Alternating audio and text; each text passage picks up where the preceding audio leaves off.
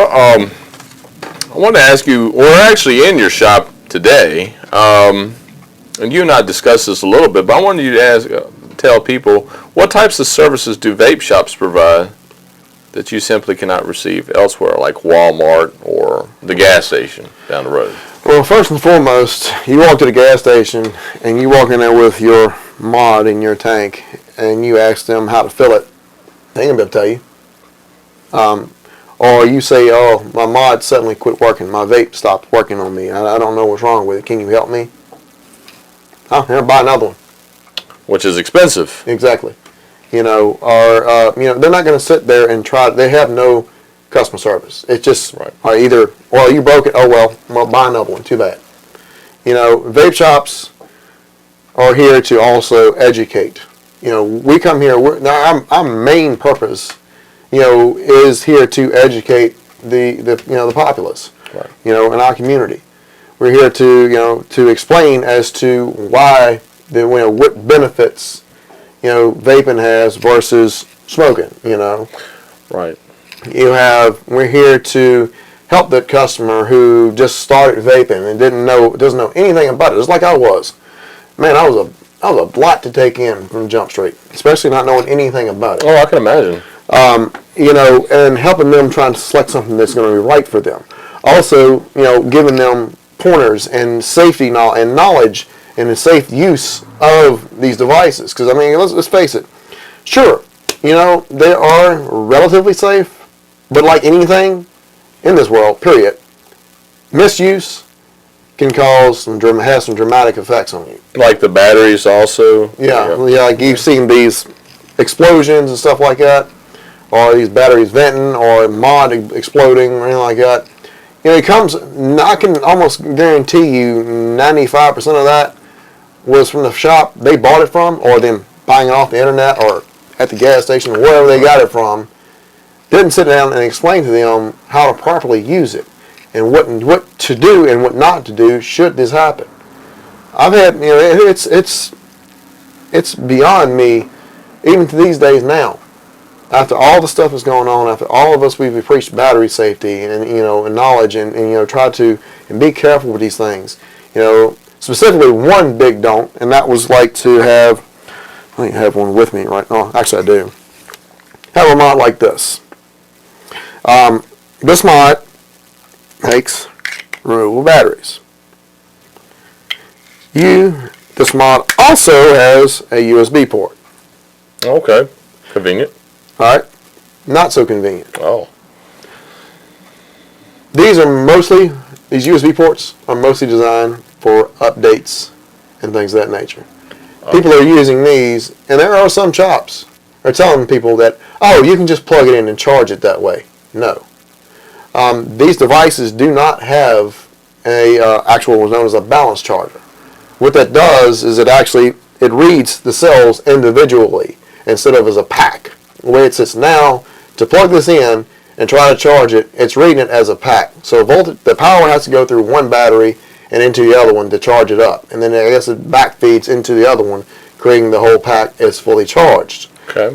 Whereas if you have a regular charger that reads it, or a mod that has, let's say, a balanced charge option on it, right, it will read each one of these cells as an individual cell and charge it individually instead of together.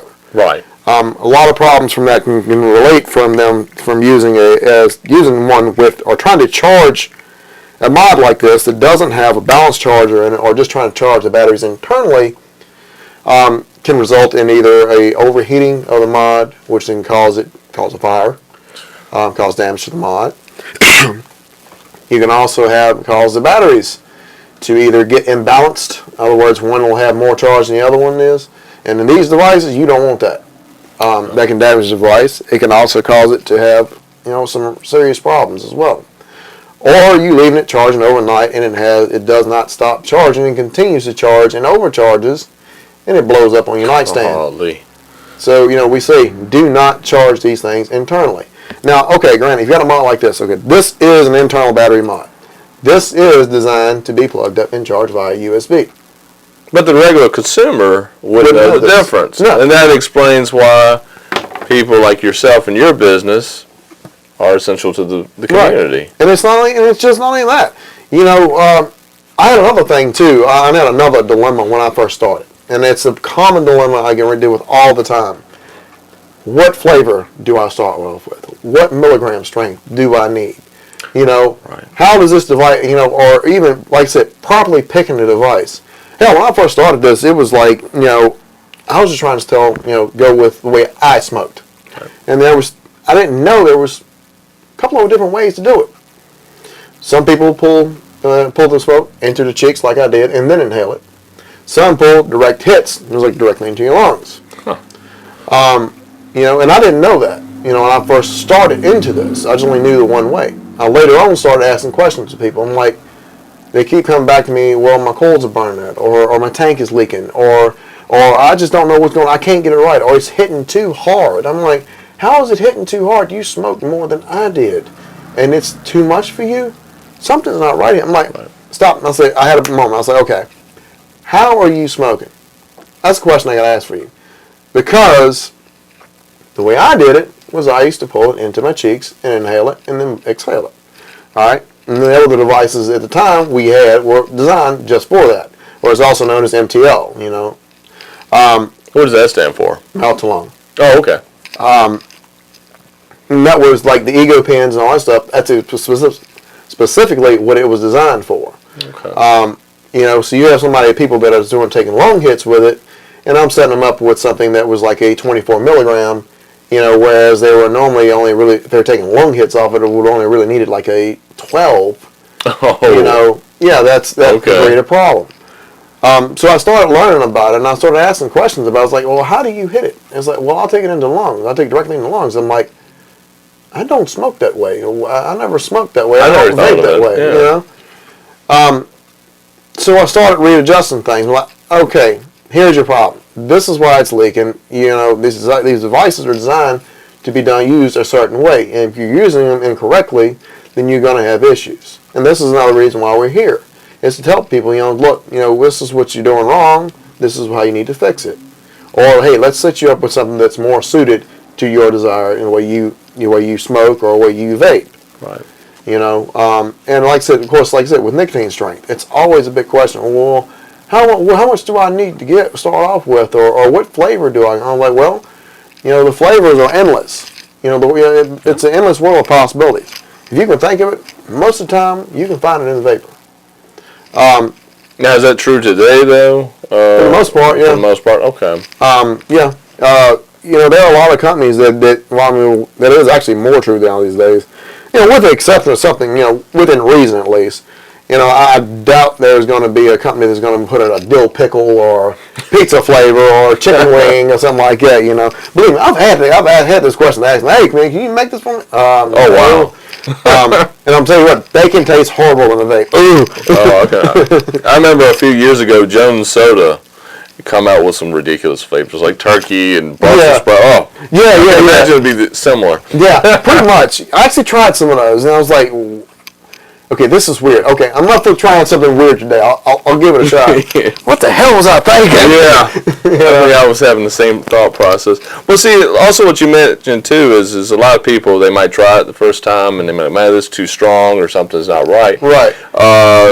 If you go by the convenience store and you buy that, you might be that one attempt to try something different than tobacco. Right. And you might heck, I'm going to forget it now. Exactly. It didn't work out. But with your expertise, you can help people and coach them through proper ways. And that's why we're here. It's like, say, if something doesn't work, don't just give up on it. I mean, I was one of those too. Right. But knowing what I know now with it, I know anybody can actually quit with this. It does take, I'd say it's about 20% mental. The rest is the device you're using and your setup. Like I said, as I spoke earlier about, the mental blanket or that, that little, security blanket you have with you. That doing something repetitively, routinely, every day for so many years and so much, so long in your life, to have a sudden big change like that, it can be pretty dramatic. Oh, sure. Especially if you don't try to do all at once. Right. Now, I generally, try to, tell my customers or, advise my customers, like, okay, here's how I done it. This is how, it can help you, and if it takes you a little bit longer to fully do it and fully quit smoking and convert over, then so be it. But don't stay on it for too long, because then you just added basically a smoking accessory. That's it. I don't know if you've followed vaping much or anything like that. I know just a little bit about it. Well, there's also we have people that have actually quit vaping. We have people that couldn't quit vaping. They also have these things called dual users.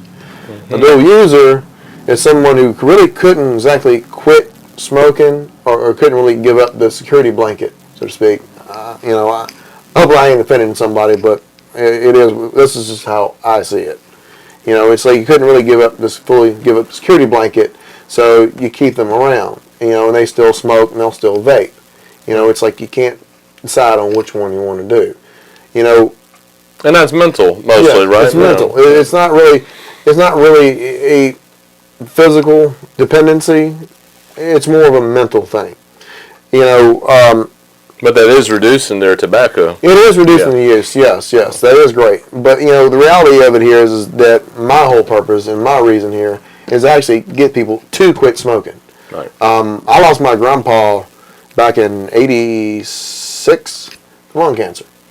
Granted, he never smoked a day in his life, but he did work in the biofields, spraying DDTs and all these other toxins and everything else that ultimately caused his demise.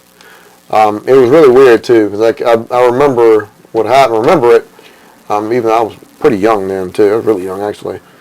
He had developed this cough and he couldn't breathe really well. And he was just like coughing, couldn't catch his breath. He thought he had a cold, so he went down to the local doctor over here in Brook Neal. Doc told him, says, "Well, yeah, you got pneumonia. Just need going back home, get some rest, and it'll clear on up." Now keep in mind it's the '80s, so medicine was good, but it hadn't really evolved very far, back then.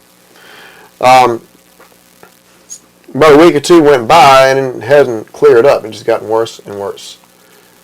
So we finally wound up taking him back up to him, and he says, "Yeah, well, it isn't clearing up. We don't know why." They sent him to Lynchburg, I think it was up to the Baptist, and had him looked over. Couldn't find out it was lung cancer. Oh, man. He fought with that for probably about a year, and before he died. And to see the kind of change that you take a strong man, such as my grandpa was, and bring him down to probably like the most weakest individual you could ever think of, it's pretty rough. It started in his lungs, and then it went through, I think it got into his head. And he went from a 60-some-year-old man to a 5-year-old.